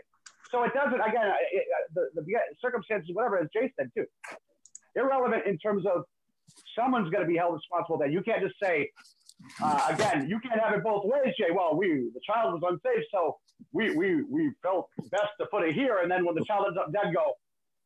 You can't do that because you didn't do that on the front end. You were authoritative. You knew this, and you were brilliant with that, and you had all the facts, and you had it. Well, then you just gave it to a murderer, and the child was murdered. So you can't pull the Peter Griffin and go, now. Yeah. Going to be held responsible. Exactly, 100%. And I know we're getting close to our time being done with you for this evening, but I want to say this first off is when that trial comes up, please let us know and the dates and everything. We've got some advocates that are out there in California, Amber Reed. We've got quite a few out there that we know and we talk to quite often. And we'll see if we can get them in touch with you and at least have some people there for you in your corner when you go to court. Having those people behind you to support you and help you and be in there just to give you support is the world, I know, for some people. So we'd love to do that. I know trial starts September 25th and it doesn't start. It doesn't end until October 4th or the 8th. It's like an 8-day trial. Wow. That is good. 8 days. That is good. So you can imagine 8 days of going into court for 8 hours a day. How much evidence is there? There's a lot. They got 20 plus videos. They got pictures. Yeah. They've done interviews with people. They've done a lot. Well, and guys, just from the initial filing, and I know even just reading, I believe, 23 pages, it discusses amendments to clarify certain people and things. So, and with the amount of evidence we know, I would fully expect it to even very probably possibly go over that 8 days. Oh, yeah, definitely. You guys know how it works. Absolutely, 100%. But I want to definitely thank you for coming on, Ashley, and your bravery and being able to do so and to speak out for Autumn. And we greatly appreciate you. I'm sure my co-hosts want to say the same thing. Thank you so much. Thank you as well. Yeah, absolutely, Ashley. And again, go get that picture. I'll concur with Jay. And also, again, we're lucky enough with the thousands that watch a show. There's people sometimes, Randy and I discuss how certain things hit you. So if we have an attorney out there that's watching that even maybe we don't know, where it just hits your heart, Randy and I talk that. Get that picture. So please reach out. We've got thousands and thousands that watch. I would hope, and there's got to be someone out there that can reach out along with the people that we're fortunate enough to know. So again, we wish you the absolute best, Ashley. Thank you for coming on. And bless you. And again, as Jay said, keep us updated. Thank you. I'm going to show you one of my favorite pictures of Autumn. I keep it on a nightstand. And it's got a lantern. That's one of my favorite pictures of her. That's beautiful. Randy? Oh my goodness. And you're tearing my heart up, Ashley. And your strength makes me feel like I could overcome anything because I'm telling you have strength of I don't know, a Greek god, the way you're doing it. And I know you have family there. But I can tell you that you also have family here. And there are people there. Christy Ashley is in California. Rosie Vincent is in California. These are very, very good people who would reach out to you and help you in times of need or support. And all of us here would do the same thing. And I just want to tell you, I love your spirit in the face of this sort of adversity and loss in your life. And I wanted to ask you before we let you go, what do you say to those people out there, the parents who they're in a fight, they're in a custody battle, they're in a battle with DSS, their kid is in foster care or at the other parent. What do you, coming from your own perspective and what you're at, what do you say to those who still have a little bit of hope left, but they have a hard time getting up and getting going? What do you say to them tonight before you leave? I tell them, don't give up. There'll be justice. You will get your kids back. It may not be now, but at the age of 18, they're going to come looking for you. Very good. Very, very good, Ashley. I love your spirit. These I know kids before are we looking go, for their kids. yeah, and before we go, I know Randy wants to get Ashley to do the rev it up. Yes. Before she does that, guys, go back to the beginning of the show, right? And everybody out there, when we're done, go back to line and then look at Ashley in the beginning and look at Ashley now. Look at that. She's empowered. Her entire aura is different. Her shoulders are higher. And again, she's getting more and more empowered every day because she's a warrior. And so are all you folks out there. Ashley, thank you so much. You've helped so many people tonight. I know that. Well, Ashley made me feel better. But Ashley, here's what they're talking about. When we had Dukes of Hazzard guy, which you're too young to know who he is, John Schneider, or we had Karen Wittes or any of our guests that have been on. Yeah, I always have them. Every guest has always said the little catchphrase of rev it up. So we need you to say rev it up in your most enthusiastic voice for everybody. Rev it up. All right. Very good. Great. Very good. Good job. Thank you so much. We greatly appreciate you, Ashley, and we'll be in touch, I promise. Thank you for having me. It was Awesome. a blessing. Great. Thanks so Thank much. you.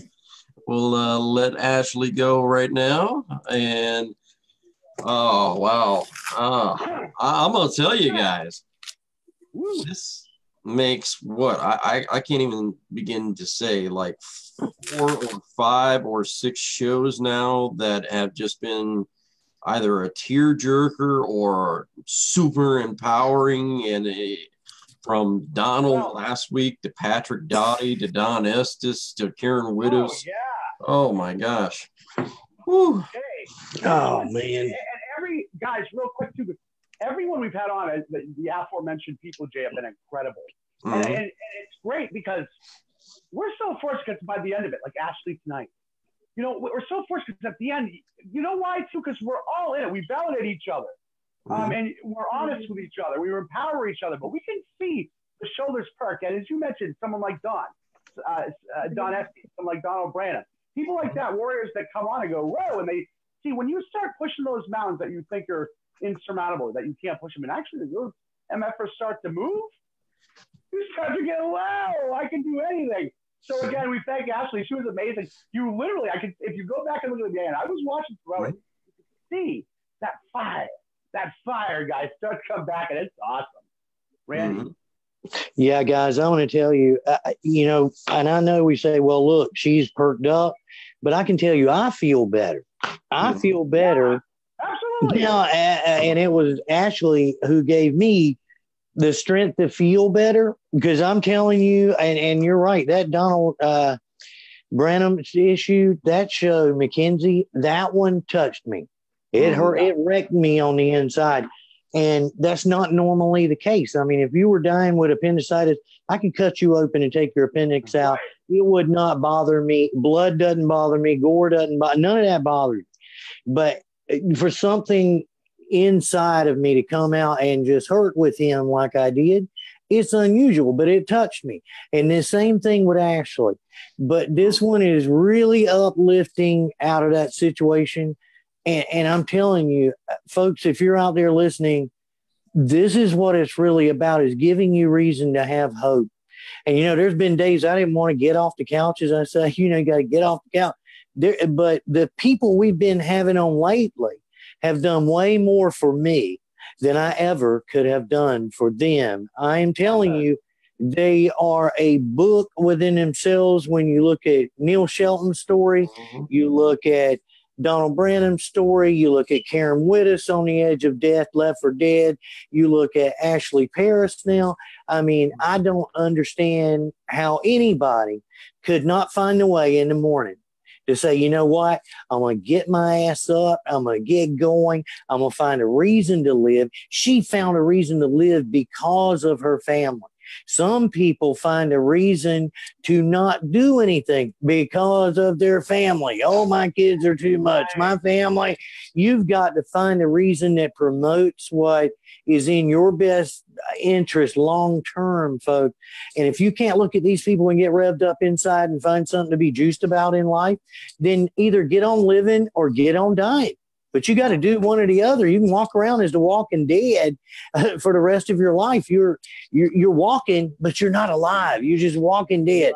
And these people have really done things that amaze me, the human spirit that they have. And I'm just glad to be a part of it. Randy, you said something wonderful before we go into shout-outs. Again, existing, not alive, exactly. But you brought up an awesome point before we go into that quickly. I'll say people assume because they watch us and it assists people and it helps people. Randy's right. If we wouldn't be able to go on if it weren't for these indomitable spirits of people that come on.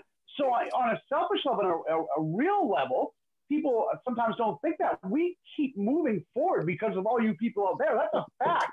We wouldn't be able to come on here if it weren't for seeing those shoulders perked and seeing people get empowered and watching someone like the Dons, Donald the Don and everybody else, how they persevere.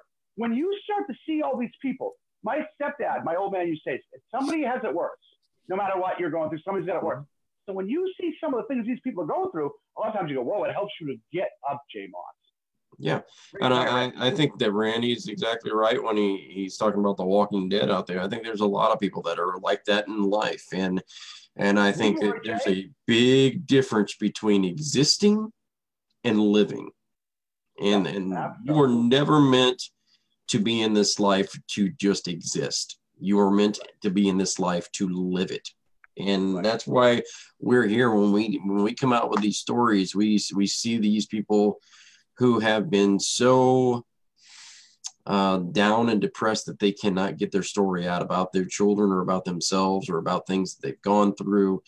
And we're able to help them get this out here to the masses, and they get this off of their chest. And it's a burden that's been on them for a very, very long time. And we're pleased to do so.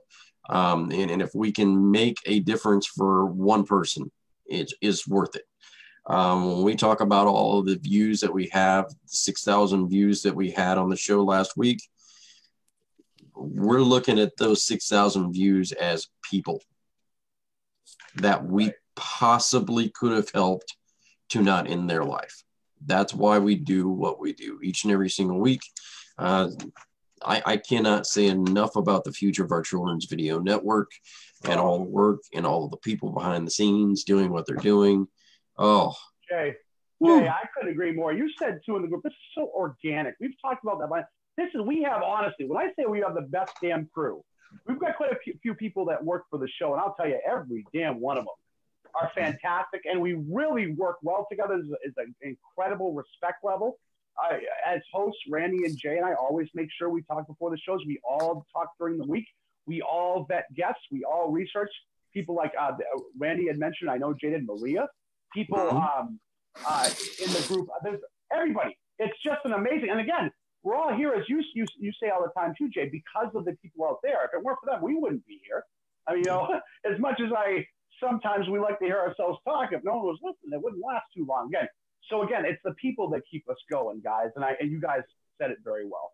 Yeah, and I know that I saw Marissa Hamilton watching out there. Marissa, I know that you're out there in Arizona, and this case is one that really the father was involved in Arizona, and Aaron Roman Freeman.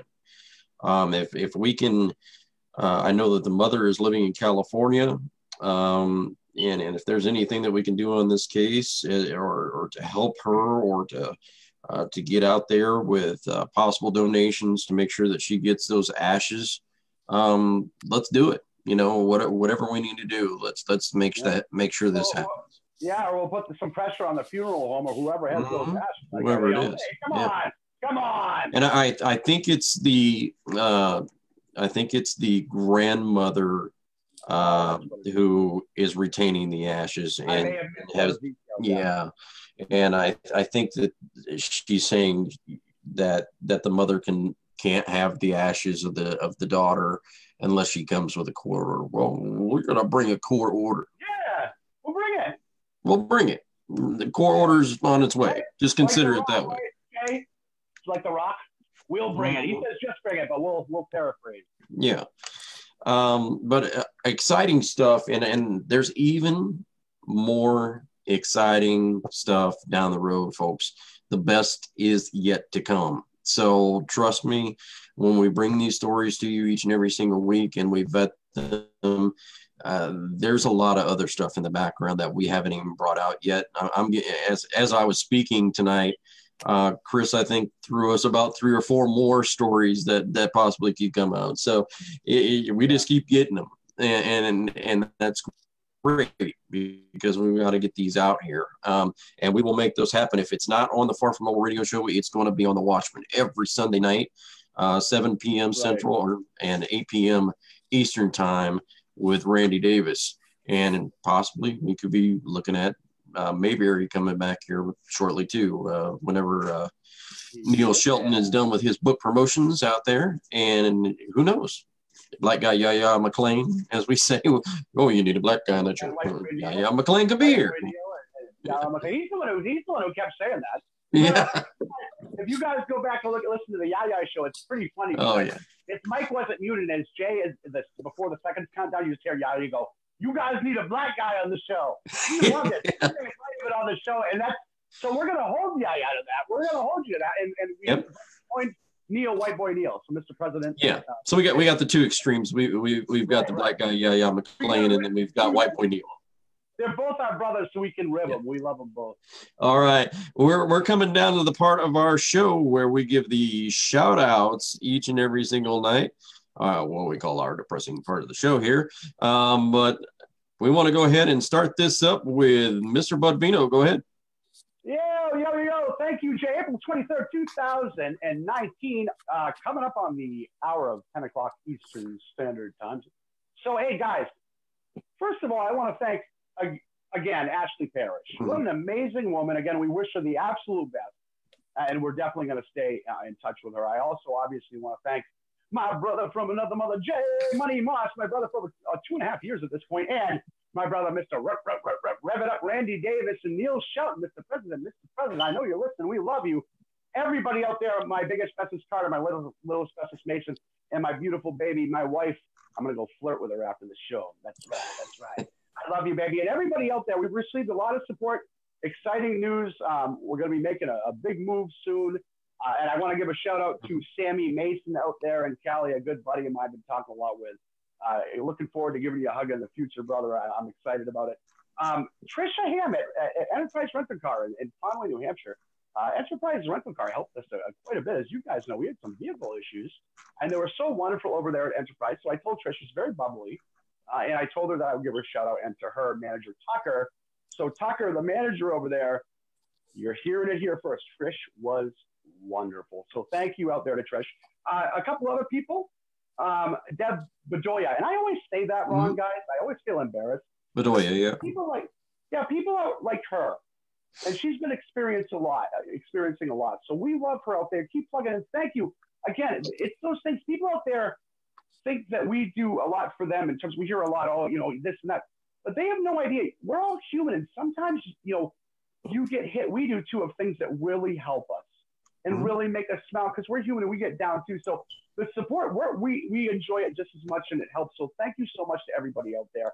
Everybody out there, it's not over till you say it's over. And Jay, one more person is John Mondu.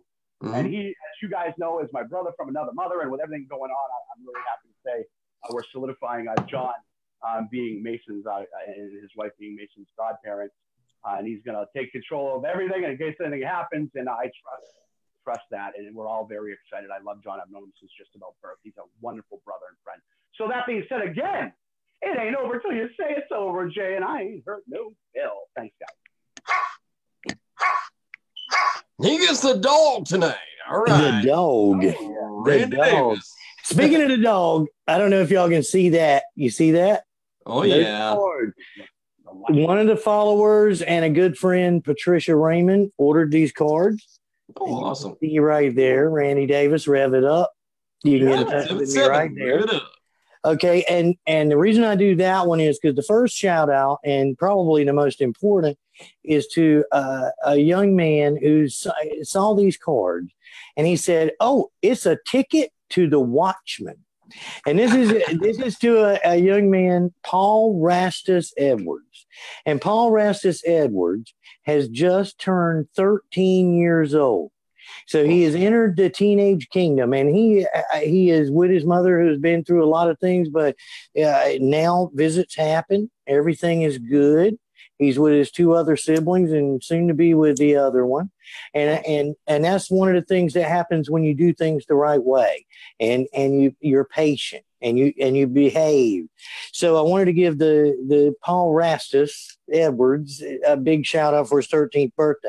Then I want to say thank you to Jay and of course Neil and Bud Vina. And of course our staff, Maria, Jacqueline, you've got Melissa, you got Chris Odom, you've got Dana, who we're pulling for, going through a tough time down there. I wanted to give a shout out to the Ojibwe tribe of Canada.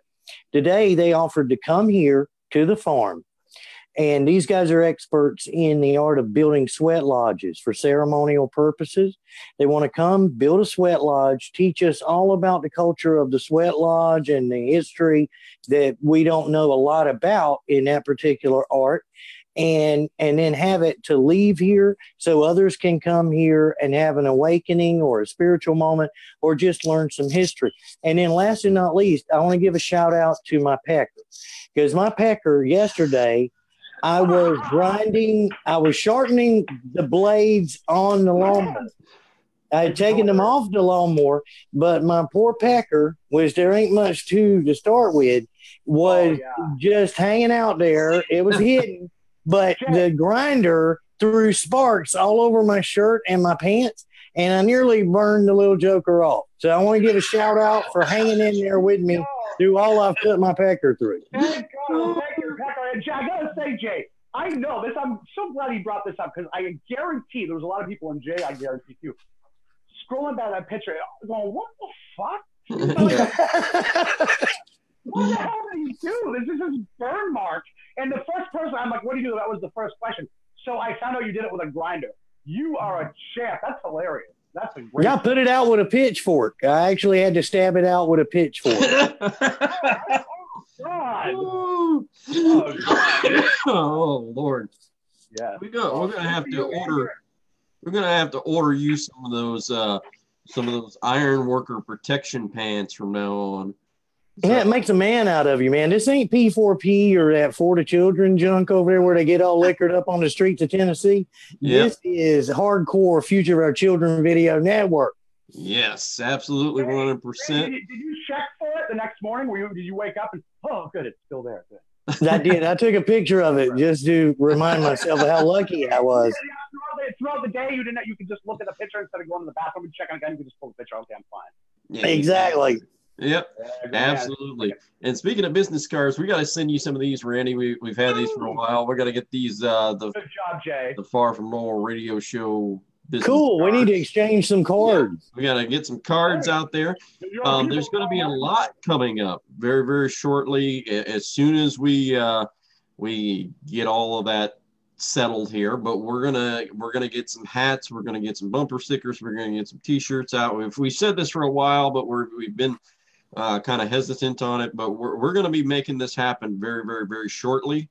Again, we do have a PayPal account. The PayPal account is set up for the show. That's it. That's all it's for. It's not for my pocket or me going to McDonald's or Bud or anybody else.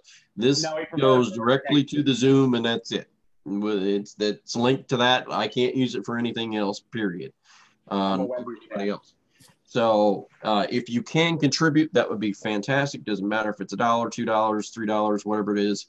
We can definitely use it to put on great programs like we have each and every single week with The Watchmen and the Far From Normal radio show, and maybe possibly other shows in the future. Maybe we do an SSS show, Secret Squirrel shit or something. I don't know. All those acronyms. We'll figure it out. We'll do one of those things. But hey, we'll do anything we can do to get it out there. Jay, we'll do what we did with Far From Normal. Just say, F it, we're going for it. Yeah, that's what we did.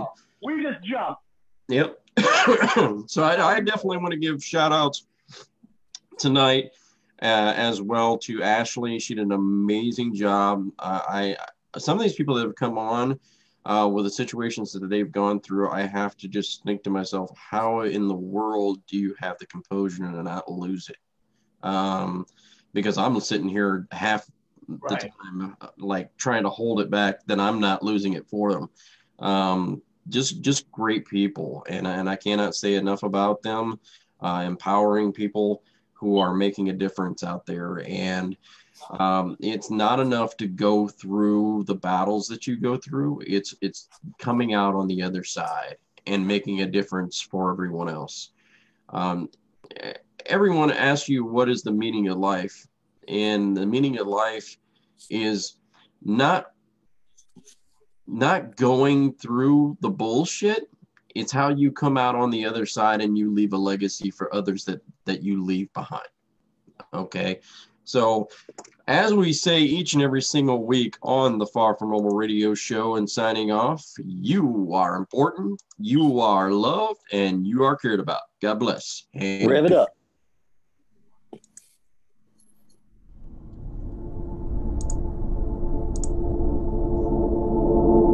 Can you hear the wind that's howling through the concrete trees? Got you praying on your knees. In the face of danger we're all brave, till the gun goes bang, bang, bang. It's a cruel, cruel world, no mercy left, yeah, it's a cruel, cruel world.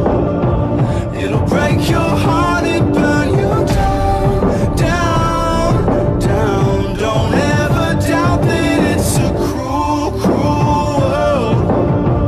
Oh, it's a cruel, cruel world. Smoke will turn your soul to black if you let it in. So close the door, confess your sins. Oh, when I was younger, it was all roses. Now the dead and gone away. It's a cruel, cruel world, no mercy left, yeah, it's a cruel, cruel world. It'll break your heart and burn you down, down, down. Don't ever doubt that it's a cruel, cruel world. Oh, it's a cruel, cruel world. Oh, can you help me? Oh, can you help me out? Don't know who I can trust right now. Oh, can you help me? Oh, can you help me out? Oh, it's a cruel, cruel world. It's a cruel